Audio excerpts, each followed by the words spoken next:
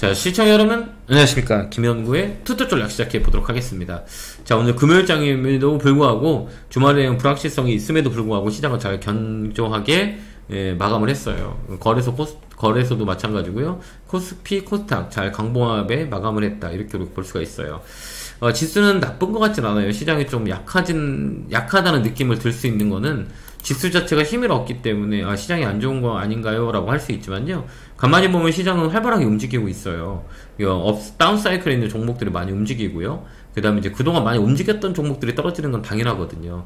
삼성전자도 상반기 내내 움직였고, SK 하이닉스 상반기 내내 움직였기 때문에 하반기에 밀리는 게 당연한 건데, 많이 갖고 있는 사람들은 왜 빠지는 거야? 라고 화가 날 수 있겠지만, 이제 투자할 사람들은 되게 좋은 자리예요. 그렇기 때문에, 우리가 항상 얘기했지만, 제가 메시지는 삼성전자 8만원, 8만5천원 상반기에 메시지를 많이 드렸어요. 여기서는 팔아야 된다. 근데 지금은 이제 산 포인트를 잡아야 된다. 이렇게 저는 관심있게 보거든요. 그래서 삼성전자는 이제 개인 투자자분들이 되게 많이 갖고 있죠. 이제 6만원 밑에는 무조건 사야 돼요. 이제 사놓고 끌고 가자. 이게 다음 주에 타점이 나올 것 같아요.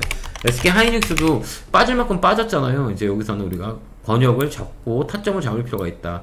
그래서 16만원, 17만원에서 16만 사이에 온다고 매수 권역을 잡고 들어가야 된다. 이렇게 봅니다. 그렇기 때문에 뭐 삼성전자나 SK 하이닉스는 다음 주에 타점을 잡을 수가 있어요. 그 부분들을 우리가 잘 보고 대응하는 게 되게 중요하고요. 이 지수 자체는 여기 2550이 이제 잡아주는 라인이에요. 추세대라고 흔히들 얘기하는데 이 추세대는 의미가 없고요. 2550을 잡냐 못 잡냐 이건데 이게 밀려 내려온다 그러면 여기서는 또 사는 자리예요. 그러니까 겁먹지 말고 여러분 4분기 때는 우리가 좀 더 우호적이에요. 그 이유는 우리나라 수급 논리에 대해서 많이 움직이죠. 그 다음 오늘 또 시장이 좀 잘 가다가 오후에 밀렸던 거는 금투세에 대한 부분들이 좀 시장에 기대감이 있었거든요.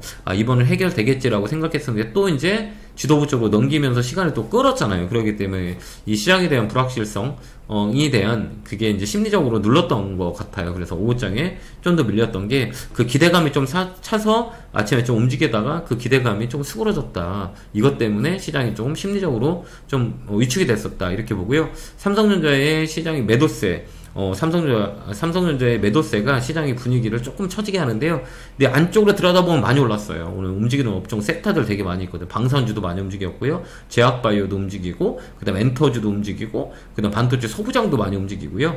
그 다음에 자동차하고 반도체만 빠졌죠. 그 다음에 하이닉스는 좀 잘 버티고 있고요. 그렇기 때문에 뭐 시장은 지수는 삼성전자의 영향으로 지수는 눌려있지만 활발하게 움직인다 이렇게 볼 수가 있어요. 코스닥도 강하게 움직이고 있어요. 자리 잡고 있잖아요. 이쪽으로 튀어서 올라가는 자리예요.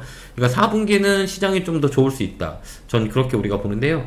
우리가 이제 수급 논리를 많이 봐요. 그래서 수급이 어떻게 움직이는지 매번 저희가 말씀드렸겠죠. 우리나라 시장은 여러 가지 펀드메탈보다는 수급에 의해서 많이 움직여요 라고 말씀을 많이 메시지를 드렸던 것 같아요.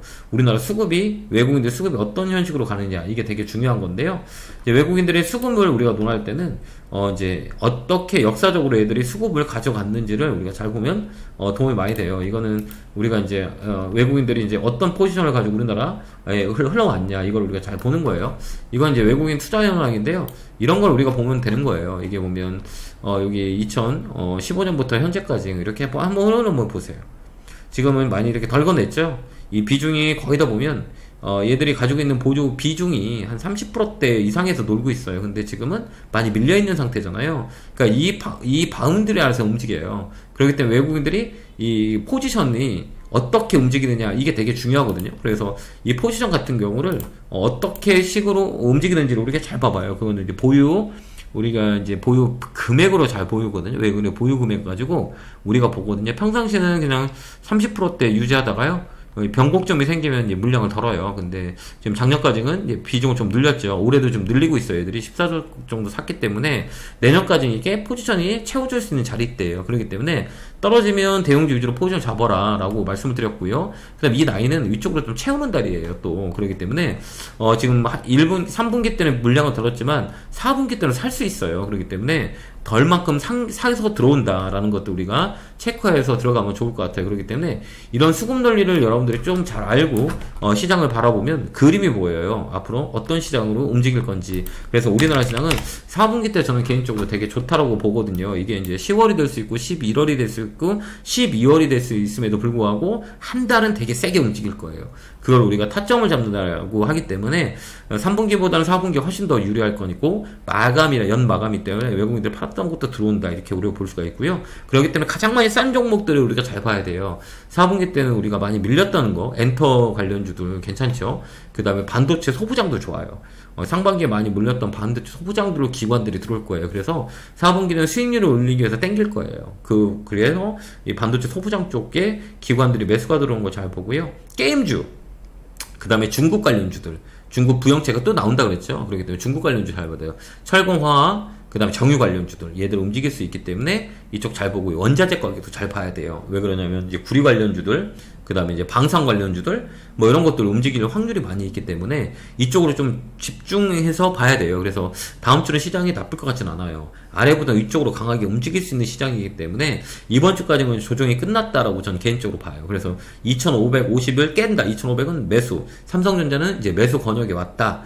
6만원 초반이면 6만원 깰 수도 있거든요. 깨더라도 거기서부터는 우리가 좀 버티고 가져가야 된 타점이다 이렇게 보면 돼요. 그렇기 때문에 좀 싸게 살 수 있는 기회다라고 봐요. 그래서 이제 다음 주부터는 이제 타점을 잡고 SK 하이닉스나 삼성전자는 우리가 매수해도 되는 권역대가 들어왔다 이렇게 보여지고요. 그 다음 많이 다운 사이클이 된 플랫폼 관련주들 이쪽 잘 보고요. 게임주들, 그 다음에 엔터주들, 그 다음 반도체 소부장들. 근데 2차 전지는 좀 빠질 것 같아요. 제약바이오도 선별적으로 잘 봐야 돼요. 이번 월초에 땡겨놨기 때문에 오늘 강하게 움직였죠. 그러니까 조심해야 돼요. 이게 이제 외국인들의 매수가 지금 붙은 것들이 있어요. 신고가 부분에 외국인들이 많이 산 종목들이 있거든요. 이런 것도 좀 조심해야 돼요. 오늘 보면 신고가의 종목이 많이 들어온 것들이 있어요. 외국인들이 그거는 오늘 좀 조심해야 된다 이렇게 보면 되는데요. 오늘 보면 외국인들이 많이 산 거 말이에요. 오늘 알테오젠, 유한양의 이런 것들 했죠. 오스코, 미가캠파이오 이런 거 다 신고가예요. 이런 건 건들면 안 돼요. 여기서 이제 우리가 물릴 수 있는 확률이 많이 있기 때문에 외국인들이 끌어올린다는 것들은 지분량 팔기 위해서 끌어올려요. 이번에 우리가 삼성전자에 학습 효과를 많이 봤을 거예요. 그렇기 때문에 고점에서 외국인이 산다? 얘들은 단가가 낮기 때문에 우리가 들어갈 필요가 없다는 얘기예요. 그런 것들 조심하시기 바라요. 이게 끌어올리려고 하는 게 팔라고 매수를 유인시키는 거다 이렇게 우리가 볼 수가 있기 때문에 고점에 있는 건 절대 사지 마세요. 밑에서 움직일 만한 것들이 많이 있기 때문에 이거 차관하고요. 근데 코탕 매매하신 분들은 시세는 의미가 없어요. 오늘 5% 빠졌는데 6% 빠졌는데 이건 아무것도 의미가 없어요. 왜 그러냐면 시세보다는 이 거래가 되게 중요하기 때문에 제가 맨날 말씀드렸죠. 시세에 흔들리는 사람이 되면 주식 못해요. 우리 개인 투자자들은 하루에 3% 5% 빠질 때 막 흔들리잖아요. 흔들릴 필요 없다.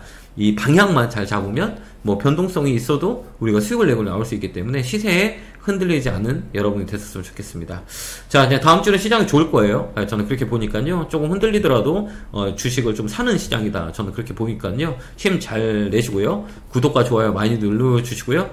내일은 강연회가 송도에서 있어요. 그러니까 시간이 되신 분들은 송도로 많이 오셔서 많은 얘기를 나눴으면 좋겠습니다. 에너지 얻을게요. 개월개월 팍팍 감사합니다.